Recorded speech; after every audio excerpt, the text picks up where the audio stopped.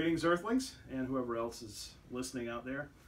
Welcome to installment number 3 of Bryan's Rock Vlog. We've confirmed that vlog is a real word, so we're going to be using that.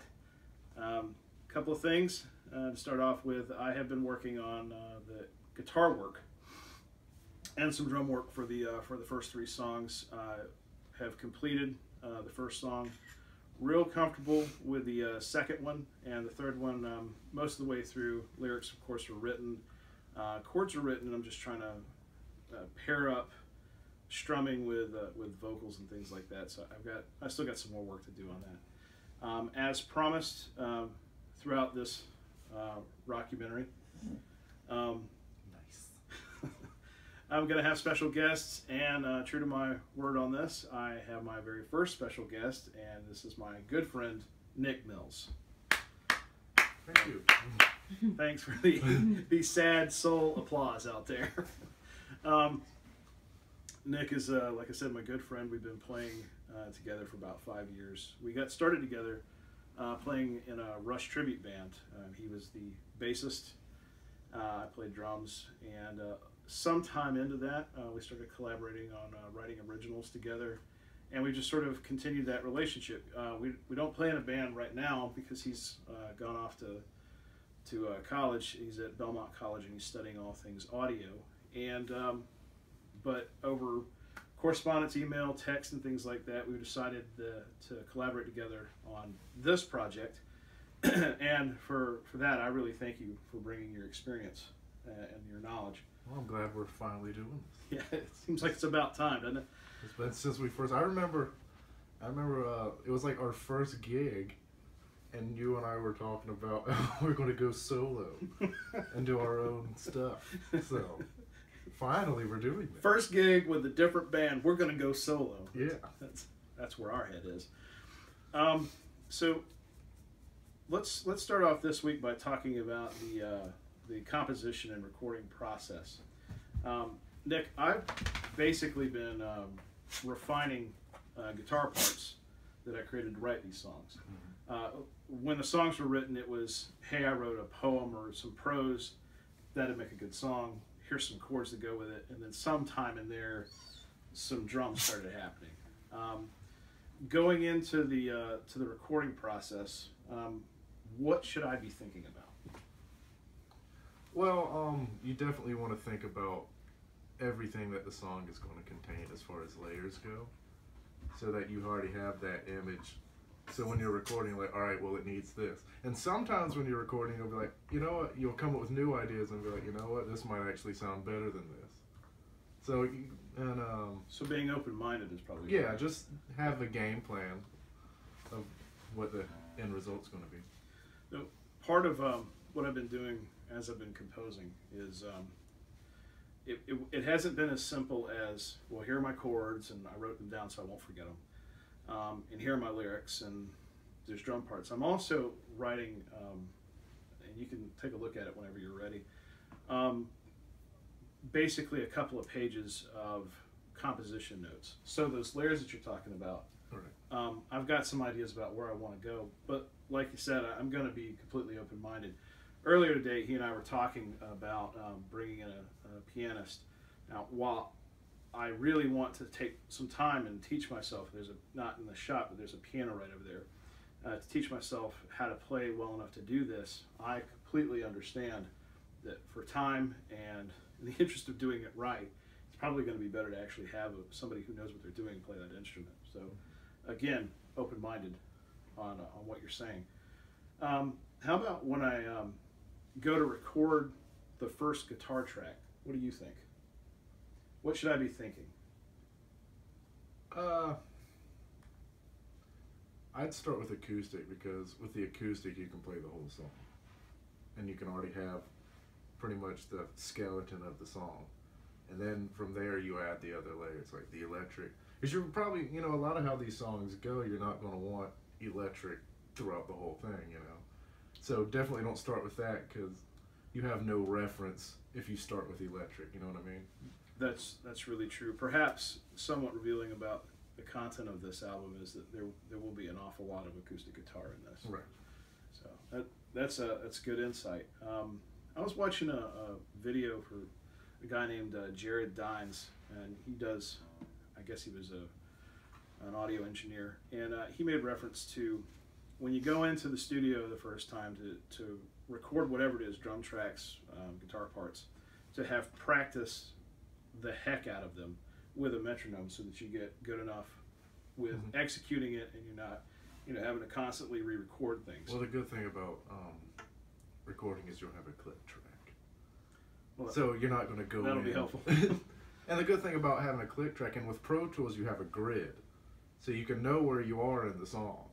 You can be like, oh, I was on this scale right here, or this bar, not scale. So you can find whichever bar because it's all numbered in Pro Tools according to whatever the click is. Oh, that's cool. Yeah.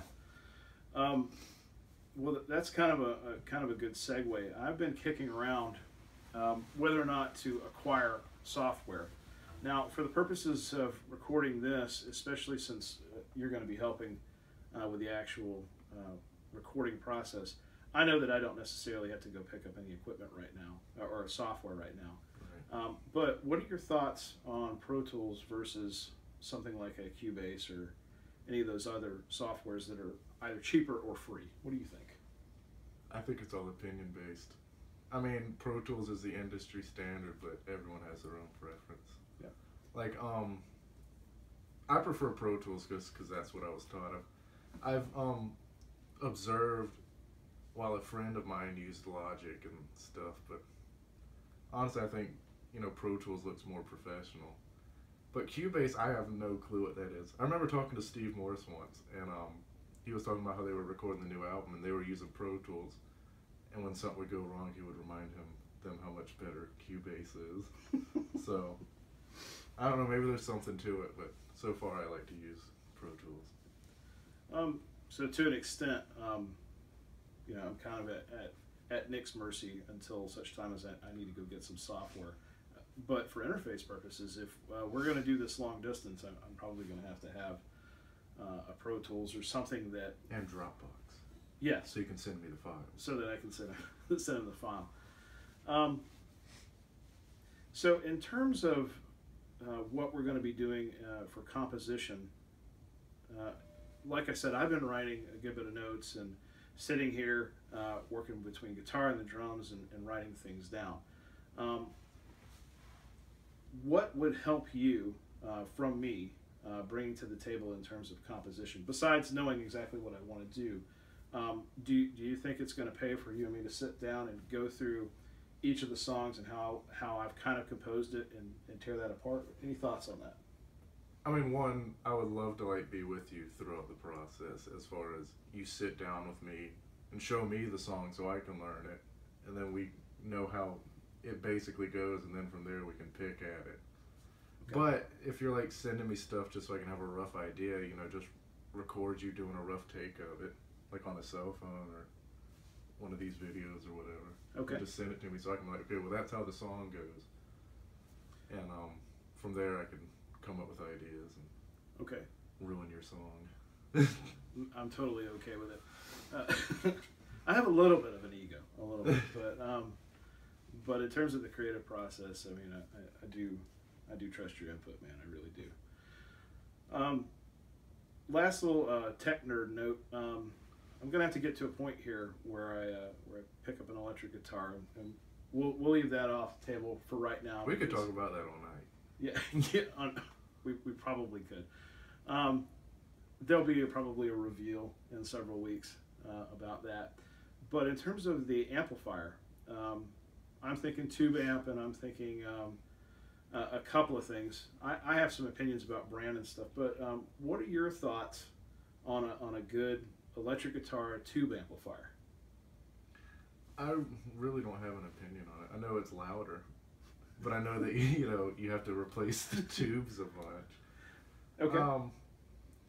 Honestly, I just look more at sound than anything. I don't care if it's tube or solid state. You were telling me about a Fender amp that you were listening to recently. What was that again?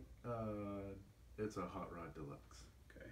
I don't remember the price price tag or Yeah. anything on it. I'm kind of a fan of Fender amps. I didn't used to be, but they sound really good, especially that. Neither was I, actually. That's when I got my Fender amp, because I just thought it sounded better than all the rest of them. It's kind of no arguing it.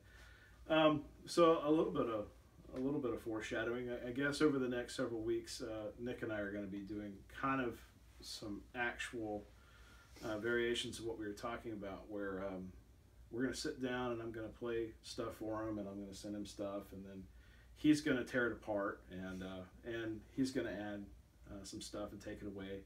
There'll also be some other guest appearances from friends and collaborators that'll be in on this as well.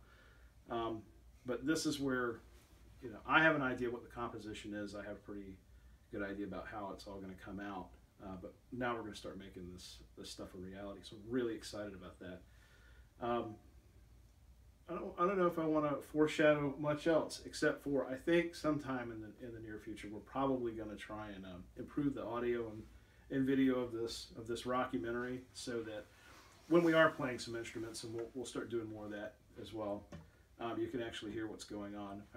Cell phone's pretty great, but you really can't hear all the details, and especially if I'm playing drums, it's going to get kind of blown out in the microphone. So we want to try and improve that. If any of you have any comments or feedback, we'd love to hear from you. You can either post on Facebook, or if you've got a YouTube account, by all means put comments there. I'd appreciate it. And I hope everybody has a great week. And Nick, thank you for joining on installment number 3. Oh, absolutely. And again, thank everybody. Take care, and we'll see you next week.